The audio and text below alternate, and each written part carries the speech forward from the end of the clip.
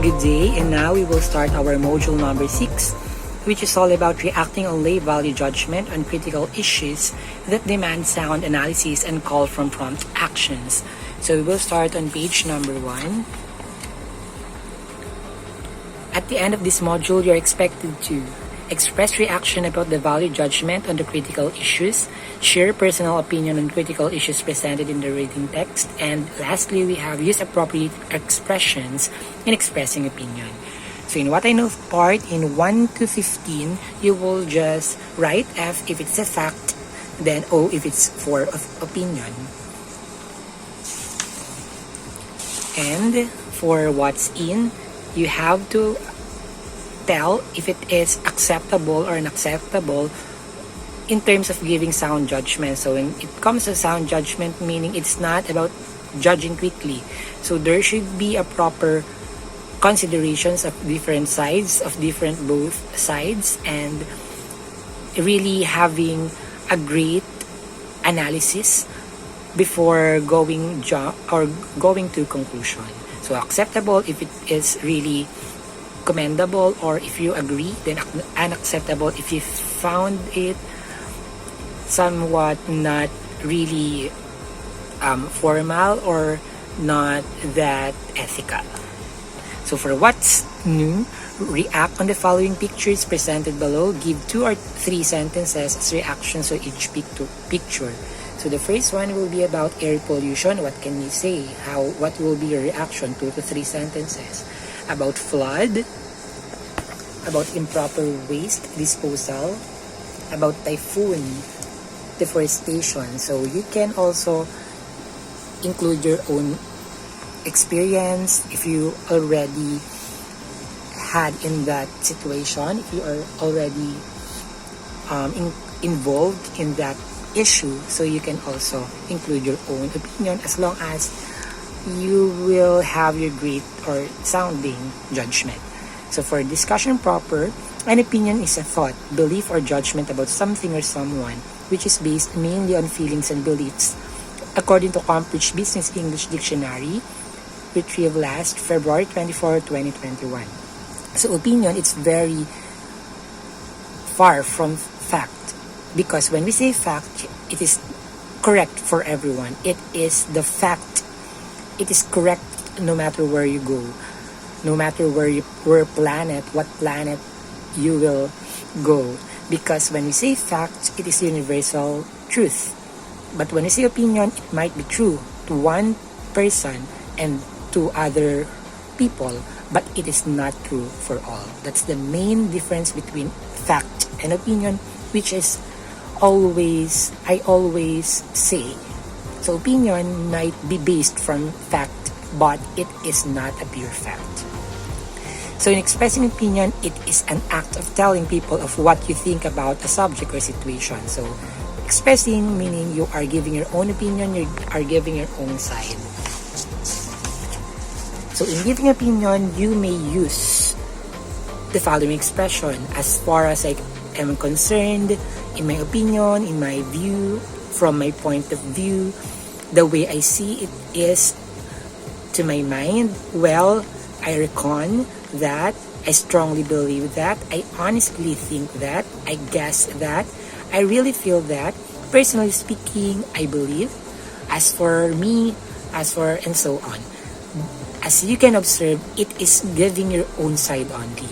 So it's very subjective. When you say subjective, it depends on how someone believes in something.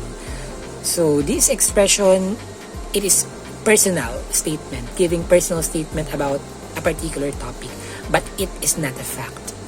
It might be based from facts, but it's not a pure fact, meaning it is not true to someone or to everyone. It might be true to you, but for other people, it might be not. So while browsing the net, Martes and Karen read a survey from Statistica.com that the average daily social media usage of internet users worldwide amounted to 145 minutes per day as of 2019 and 2020. So read the conversation of 2 girls and analyze how they express their opinion about the survey. So Martes, in my opinion, the survey needs an update for I think Filipino use social media more than 145 minutes a day. Karen, as far as I am concerned, I usually visit social media sites and enjoy them for an average of 3 hours, 3 to 4 hours, I guess. Martes, I strongly believe that social media sites do not only offer entertainment, but also immediate information. That's why people get hooked to them. So Martes and Karen were able to express their opinion based on their personal observation and experience. They used appropriate expression in saying their opinion. So when we say giving or expressing our opinions, should use this one to let your audience know that it's your opinion, that it's the way you think, it's the way you perceive a particular issue. So remember, we can always express our opinion anytime. We give an opinion based on our first-hand experiences and knowledge, so we also have to be careful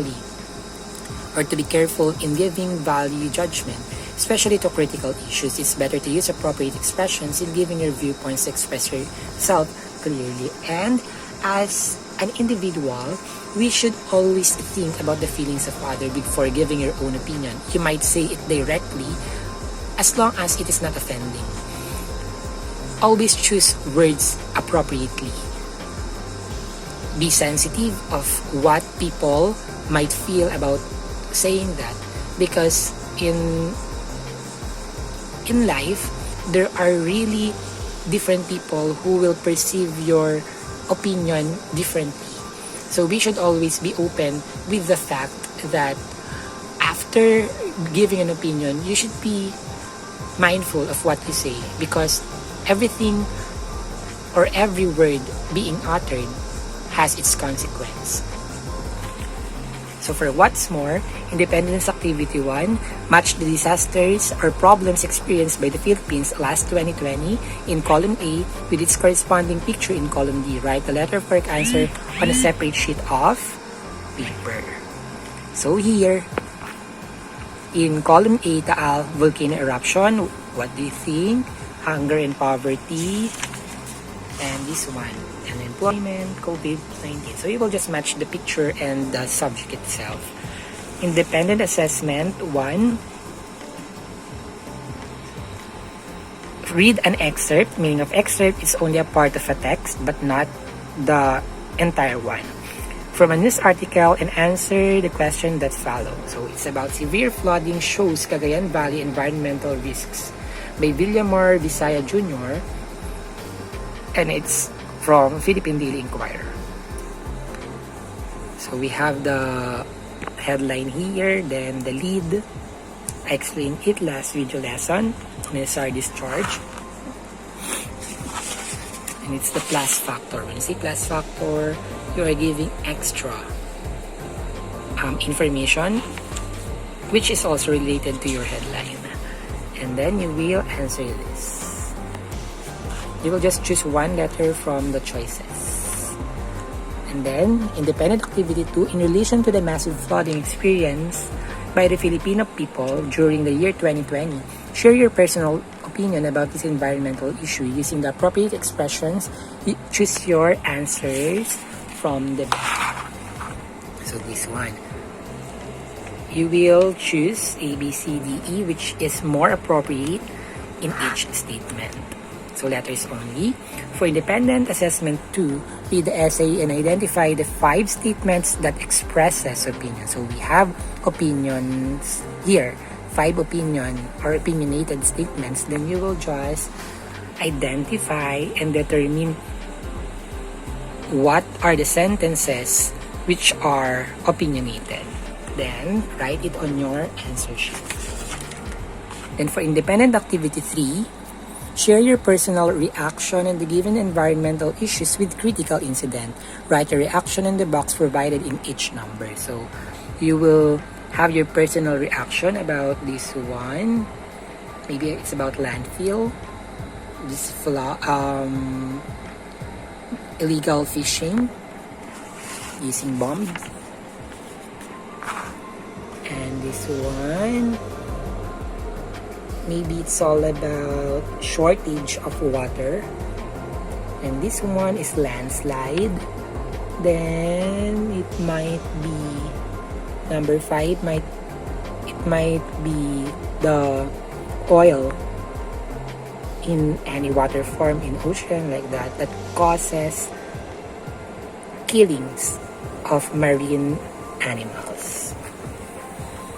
And in independent assessment 3, okay, somehow read the authority statements on the massive flooding in Cagayan Valley. Give your personal reaction by writing either I agree with it or I do not agree with it. And briefly give reasons to support your reaction. So, why are you agree? Why are you disagree? Or why do you agree or why do you disagree? So Ulysses brought what is now known as the worst flooding in the region in the decades. By Cagayan Governor Manuel Mamba, the gates of Nagat Dam had to be opened to prevent the dam from breaking, from Carlo Ablan, Chief of the National Irrigation Administration Marilis. We must anticipate that the dams will release water so that it does not devastate communities. It's from Senator Ramon Revilla Jr. Severe flooding in the province was brought about by a confluence factors including deforestation. The Alcala Town Mayor Cristina Alcala, we have started to plant native forest flowering and fruiting trees on these watersheds. They have a combined area of 300 hectares. Mayor Alcala. So you have to disagree or agree, then simply ask or give and tell why do you agree, why do you not agree. So what I have learned, you will just simply complete this. I have learned that opinion is blah blah blah. And for what I can do, write your personal opinion about the issue following the given pattern. Health status of the frontliners in the midst of COVID-19 pandemic. So your opinion, and then one reason, meaning your reaction, why did you say that, or your opinion. So it should be connected for one another. Assessment, put a check if it's opinion, cross mark if it's not.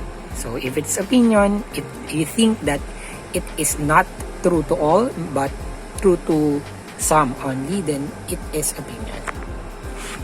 Then 4, write your own opinion about the given statements below. Write your answer on the space provided, 11 to 15. So the Philippines suffers from major human caused environmental degradation aggravated by a high annual population growth rate, including loss of agricultural lands, deforestation, soil erosion, air and water pollution, improper disposal of solid and toxic wastes, loss of coral reefs, mismanagement and abuse of coastal.